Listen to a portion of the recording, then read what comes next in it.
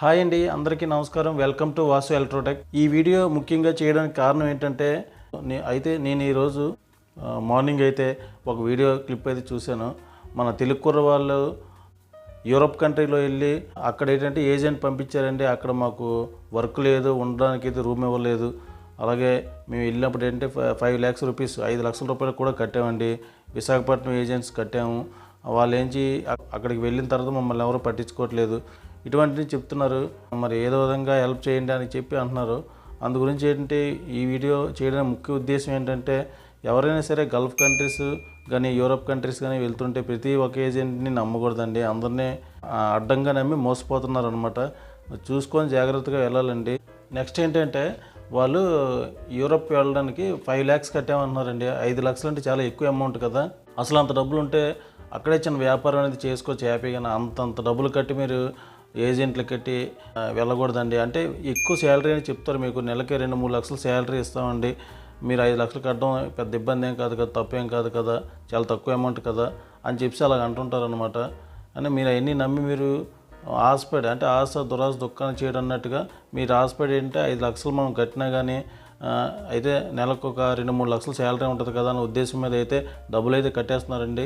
డబ్బులు అయితే ముందుగా అసలు ఎవరికి కూడా కట్టద్దండి. అసలు ఒకసారి వీసా వచ్చిన తర్వాత ఆ కంట్రీలో ఉన్న ఫ్రెండ్స్కి కానీ తెలిసిన వ్యక్తులను ఫోన్ చేసి ఆ కంపెనీ ఉందా లేదా, అసలు ఇంటర్నెట్లో వెబ్సైట్లో ఉందా లేదా, ఒకవేళ ఇంటర్నెట్లో ఉంటే కనుక డైరెక్ట్గా ఫోన్ అన్నా చేసి కంపెనీకి కానీ మెయిల్ పెట్టి ఇలాగ మా పేరు పలానా పేరైనా వస్తున్నాము, అక్కడైతే జాబ్ పర్పస్ ఉందా లేదని ముందే మీరు కనుక్కొని అవన్నీ అక్కడికి వెళ్ళి ఇబ్బంది పడకుండా ముందే ఇవన్నీ చూసుకోవాలండి. చూసుకొని మీరు అప్లై చేయవలసి ఉంటుంది. లేదంటే మీరు అక్కడికి వెళ్ళిన తర్వాత ఇలాగ చాలా ఇబ్బంది పడుతుంటారు. అందరికీ నమస్తే అండి, నా పేరు రాము. మేమైతే యూరోప్ వచ్చాము. ఇక్కడికి యూరోప్ వచ్చాం కానీ యాక్చువల్లీ మేము కొన్ని ఏజెన్సీని నమ్ముకొని వచ్చాము దూరం. అక్కడ దగ్గర మా దగ్గర వాళ్ళు 5 lakhs తీసుకున్నారు. 5 లక్షలు అయితే మేము కట్టించి వచ్చామండి దూరం. ఇక్కడికి వచ్చిన తర్వాత ఏంటంటున్నారంటే పని అది లేదు, మాకు సంబంధం లేదు, మేము పంపించినంతవరకే మీకు అని చెప్పి అంటున్నారు. కానీ వాళ్ళు మాకు చెప్పడం ఏంటంటే మమ్మల్ని పంపించినప్పుడు మీకు పని అది ఇస్తారు, అక్కడ అన్నీ ఇస్తారు, నెలకి మీరు డబ్బులు పంపించుకోవచ్చు ఇంటికి అని చెప్పి అన్నారు. కానీ ఇక్కడికి వచ్చిన తర్వాత చాలా 2 years కాంట్రాక్ట్ అది అన్నారు. కానీ మేము వచ్చిన తర్వాత చాలా ఇబ్బంది పడుతున్నామండి. ఇక్కడ అంతా రేట్లు కూడా చాలా ఎక్కువ. చూడండి, ఇక రోడ్డు మీద వదిలేశారు మమ్మల్ని. ప్రజెంట్ అయితే వాళ్ళు చాలా రోడ్డు మీద వదిలేశారు. 3 రోజులు ఆర్డర్ అవుతుంది. ఇప్పటివరకు డబ్బులు అయితే ఉన్నాయి మా దగ్గర, అలాగే తిన్నాము డబ్బులతోని. ఇప్పుడు డబ్బులు లేక మా దగ్గర కరెక్ట్గా 20 రూపాయలు ఉంటే చూడండి బ్రెడ్ కొనుక్కున్నానండి. బ్రెడ్ అది 3 రూపాయలు. ఇక వాటర్ బాటిల్ మేము తెచ్చిందే ఉంది. వాటర్ ఎక్కడొక్కడ పెట్టుకోవడం, బ్రెడ్ 2 ముక్కలు తినడం, మళ్ళీ ఎక్కువ తింటే అయిపోద్ది అని చెప్పేసి ఇలా చేస్తున్నామండి. మమ్మల్ని పంపించిన వారు ఎవరో అంటే మన వైజాగ్లోని ఆటో నగర్లో కొన్ని ఇన్స్టిట్యూట్లు ఉన్నాయండి. ఇందులో ఫస్ట్ అయితే విజయదుర్గ, మోహను, అఖిల్ అండి వాళ్ళ పేర్లు, ఇద్దరు వైఫ్ అండ్ హస్బెండ్స్. తర్వాత రాంబాబు అండి, సాయి ప్లేస్మెంట్స్. రాంబాబు కొత్తగా ఇన్స్టిట్యూట్ కట్టాడు ఆటనగర్లో మా అందరిగా డబ్బులు తీసుకొని.